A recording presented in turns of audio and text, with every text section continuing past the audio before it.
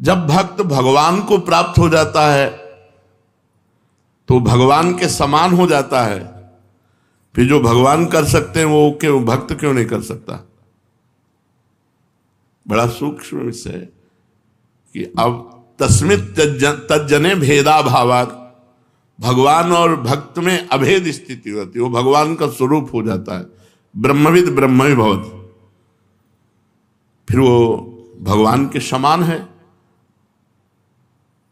वो जल में डूबे तो डूबेगा नहीं, भगवान को जल थोड़ी डुबा सकता है, अग्नि जला नहीं सकती, वायु सुखा नहीं सकता, कुछ भी कुछ, वो भगवान है। तो जब वो भगवान बन गया तो ऐसा हो जाना चाहिए, ऐसा क्यों नहीं? भक्त और भगवान में भाव से अभेद होता है, कलेवर से नहीं। बड़ा सुंदर विषय बताया कि अगर तुम भगवान के समान हो तो ऐसा कर दो। वो भाव देखो, तरंग और समुद्र दो नहीं है। समुद्र में वायु विकार हुआ तो तरंगायमान हो गया। दो ना होते हुए भी समुद्र से अनंत तरंगें उत्पन्न हो सकती, लेकिन तरंग से समुद्र नहीं। समुद्र और तरंग एक ही है। वायु विकार हटा तो आप तरंग नहीं कर सकते, वो समुद्र ही है। तो ब्रह्मविद ब्रह्म ही भवति, जो ब्रह्म को जान गया वो ब्रह्म हो जाता, जानत तुम्हें तुम्हें हो जाए। पर वो ऐसे हो जाता है कि तरंग समुद्र में लहर आनंदित हो रही है, वही समुद्र ही तरंग है। पर समुद्र ऐसी अनंत तरंगें प्रकट कर सकता है, पर तरंग समुद्र नहीं प्रकट कर सकती। इतना अंतर बना रहेगा। सिद्ध पुरुष हो गया है, साक्षात भगवान हो गया है, पर वो उत्पत्तिम च विनाशम च, ये उत्पत्ति और विनाश की लीला उसके हाथ में नहीं। भूता नामा गतिम अगतिम, भूतों की गति और अगति, विद्याम अविद्यारम षष्टारौ, विद्या और अविद्या ये केवल भगवान के हाथ में, दूसरे के हाथ में नहीं। उत्पत्ति विनाश, गति दुर्गति, भाव और अभाव कुभाव, ये उन्हीं के द्वारा। भगवान का स्वरूप भक्त हो गया, लेकिन कलेवर से नहीं, भाव से, सामर्थ्य से नहीं, भाव से। ऐसे अनंत भक्त भगवान की भाव तरंगे हैं, लेकिन जो भगवान है वो अद्वितीय। भगवान तो भगवान ही है, ऐसा दूसरा कोई नहीं कर सकता जैसा भगवान कर सकते हैं। भगवान और भक्त भाव में अभेद है, लेकिन सामर्थ्य में नहीं, शरीर में नहीं, क्रिया में नहीं।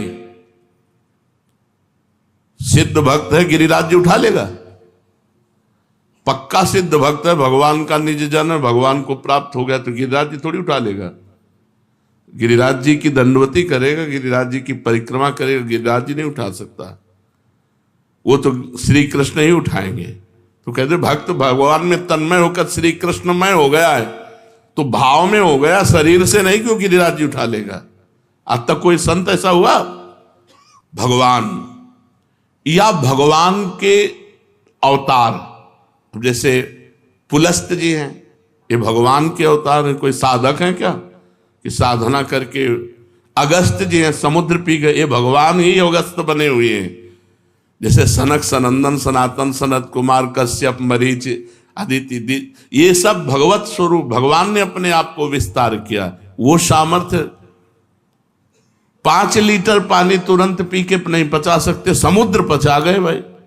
तो अगस्त भगवान है वो। हम लोग भगवान की तरंगे हैं। माया विकार नष्ट होने पर भगवत स्वरूप ही है, पर सामर्थ्य नहीं है ऐसी। भगवान की जैसी सामर्थ्य वैसी सामर्थ्य, इसीलिए चराचर जगत के ऋषि मुनि महात्मा सब सर झुकाए भगवत स्वरूप होकर भी भगवान की जय बोलते हैं। भक्त और भगवान में अभेद होता है, पर भक्त का कलेवर और भगवान के कलेवर में अंतर होता है। भगवान की चिदानंदमयी देह और भक्त की पांच भौतिक देह। भक्त की भाषा और भगवान की भाषा में अंतर होगा।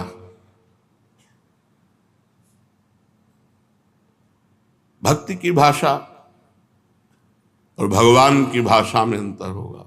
भक्त के शरीर और भगवान के शरीर में अंतर होगा, और भक्त के कार्य क्षेत्र और भगवान के कार्य क्षेत्र में अंतर होगा। भक्त का कार्य क्षेत्र जितना सीमित है, लेकिन भगवान का कार्य क्षेत्र असीम अनंत ब्रह्मांड। एक रोमकूप में करोड़ करोड़ ब्रह्मांड ऐसे लगे हुए, जैसे गूलर के फल में, गूलर के पेड़ में जैसे फल लगे होते छोटे छोटे छोटे, ऐसे दिखरावा माते तीन अद्भुत रूप प्रचंड, रोम रोम प्रति लागे कोटि कोटि ब्रह्मांड। भगवान की, चलो दिन खत्म हो जाए, रात्रि हो जाए, है कोई ऐसा नहीं है। भगवान के विधान को टाल सके ऐसा कोई नहीं। भगवान का अवतार होता है और संत का जन्म होता है। जन्म कर्म बंधन से होता है। वो भजन करके कर्म बंधन मुक्त होकर भगवत स्वरूप में लीन हो गया, लेकिन वो भगवान नहीं बन गया। सामर्थ्य से, शरीर से, कार्य क्षेत्र से भगवान अद्वितीय है। जब उनसे कहा कि आप जैसा पुत्र चाहे, तो बोले मेरे जैसा तो सिर्फ मैं हूं। इसीलिए कोई कितना भी बड़ा सिद्ध महापुरुष हो, वो ये नहीं कहता मैं भगवान हूं, भगवान का दास। भगवान की अनंत महिमा, एक हिस्से में अनंत ब्रह्मांडों के सब संत विराजमान हैं। वो इतने महान हैं, उनकी महानता को कोई छू नहीं सकता। हाँ, समुद्र की तरंग समुद्र में लय हो गई तो समुद्र ही है, उसको खोजने, पर तरंग रूप में इतने सामर्थ्य नहीं। जब शरीर छूटा, भगवान में लय हो गया। जीवित लय होने पर भी उसका शरीर, उसका कार्य क्षेत्र, उसका भाव, उसकी शक्ति भगवान जैसी नहीं हो गई। देखो ना, बड़े बड़े महापुरुषों के जीवन चरित्रों को पढ़ के देखो। जब तुकाराम जी साक्षात भगवान में लीन रहते थे, तो एक नास्तिक था, वो सत्संग में किसी आस्तिक की प्रेरणा से गया तो लुट गया। तुकाराम जी का रूप देख के, उनका कीर्तन, उनका। अब जब संत संग होगा तो फिर काम आदि की चेष्टाओं पर शासन हो जाता है, तो पत्नी से बात न करे। पत्नी को लगा कि बाबा जी से मिलने का कारण ऐसा है, महीनों से हम जल रहे हैं, हमसे बात नहीं कर रहा, तो हम जलाएंगी बाबा जी को। तो उन्होंने कहा आपका तो उद्धार हो गया, हमारा क्या होगा? बोले तुम भी महाराज जी से दीक्षा ले लो। बोले दीक्षा तो तब ले जब घर लाओ। बोले प्रार्थना करेंगे। प्रार्थना किया तुकाराम जी से, उनके चरित्र में लिखा होगा, तो राजी हो गए। उसने सुबह से पानी चढ़ा दिया बड़े टप में, खौलाना शुरू किया, और जब वो आ गए तब कपड़े से पकड़ करके पूरा 5-7 लीटर का जो भगोना होगा, खौलता हुआ पानी उनके ऊपर डाल। हा विठल, हा विठल। बहुत ताप, उन्होंने महाराष्ट्र भाषा में, बहुत ताप है, मैं जल रहा हूं विठल, अपार क्लेश हो रहा है, मुझे इस क्लेश से बचाओ। ऐसे शब्दों का शरीर। और भगवान जब ब्रजवासी और ब्रज की गौएं दावानल में फंसी, आकाश तक लपटे उठ रही थी ऐसी दावानल, पुकारा हे कृष्ण रक्षा करो, तो भगवान ने जानो क्या किया, मुंह में पी लिया। भागवत में पढ़ के देख लो। आग को अपने आकर्षण किया और पूरे मुख में विराजमान कर लिया। यह सामर्थ्य किसी ब्रह्म ऋषि में या किसी भक्त में, किसी महात्मा में। कलेवर अलग है, सामर्थ्य भगवान की सामर्थ्य के समान सिर्फ भगवान है। जैसे कहा जाता है तत्त्वमसि, तुम ही वही ब्रह्म हो, तो तुम वो नहीं कर सकते जो भगवान कर सकते हैं।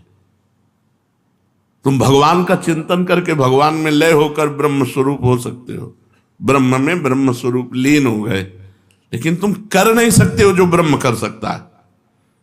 ये बहुत रहस्य की बात है। भगवान का भजन करके भगवान में लीन हो सकते हो, लेकिन तुम भगवान बन के मनमानी भगवान नहीं कर, जो कर गए वो तुम नहीं कर। फिर गिरिराज जी उठाना पड़ेगा, फिर कालिया का विष पीना पड़ेगा उनकी महिमा को। तो इसीलिए यहां बहुत कार्य क्षेत्र भक्त का ही रहेगा, भगवान का कार्य क्षेत्र नहीं हो सकता। उत्पत्तिम च विनाशम च भूतानामा गतिम गतिम वेद विद्याम अविद्यारम खष्टारो भगवानेति।